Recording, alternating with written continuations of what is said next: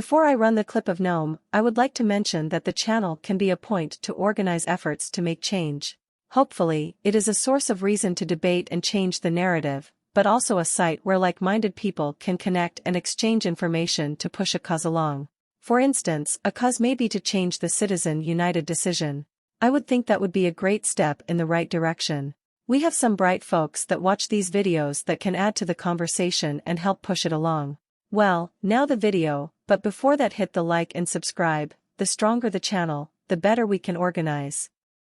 I'm just an ordinary mom who just thinks in terms of, I don't want to someday be holding my grandchildren and watching something horrible happen and feel like I didn't do anything.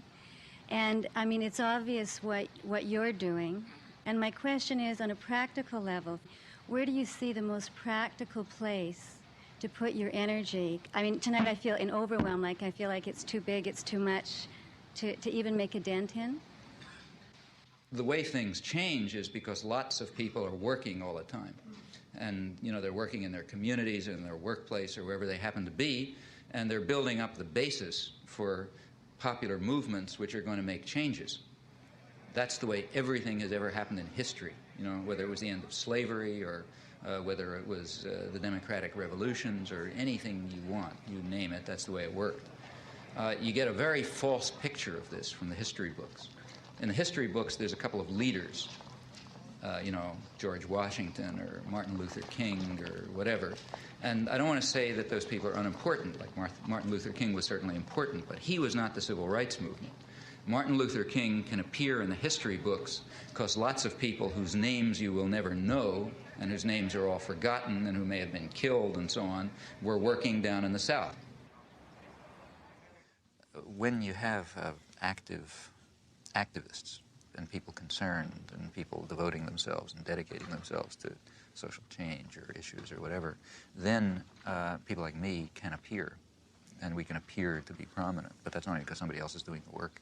My work, whether it's giving hundreds of talks a year or spending 20 hours a week writing letters or writing books, is not directed to intellectuals and politicians. It's directed to what are called ordinary people.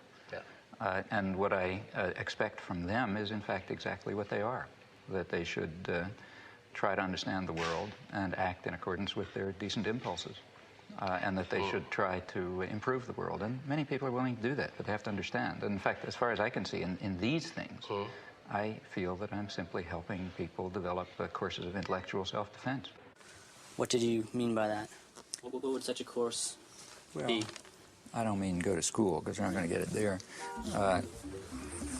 It means you have to develop an independent mind and work on it. Now, that's extremely hard to do alone. You know? The beauty of our system is it isolates everybody. Each person is sitting alone in front of the tube. You know? Now, it's very hard to have ideas or thoughts under those circumstances. You can't fight the world alone. Some people can, but it's pretty rare. The way to do it is through organization.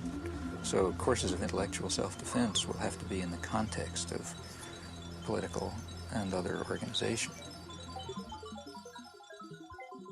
And it makes sense, I think, to look at what the institutions are trying to do and to take that almost as a key. What they're trying to do is what we're trying to combat. If they're trying to keep people isolated and separate and, and so on, well, we're trying to do the opposite. We're trying to bring them together. So in your local community, you want to have sources of alternative action. People with parallel concerns may be differently focused, but at the core, sort of similar values and a similar interest in helping people learn how to defend themselves against external power and taking control of their lives and, you know, reaching out your hand to people who need it. That's a common array of concerns. You can learn about your own values and you can figure out how to defend yourself and so on in conjunction with others.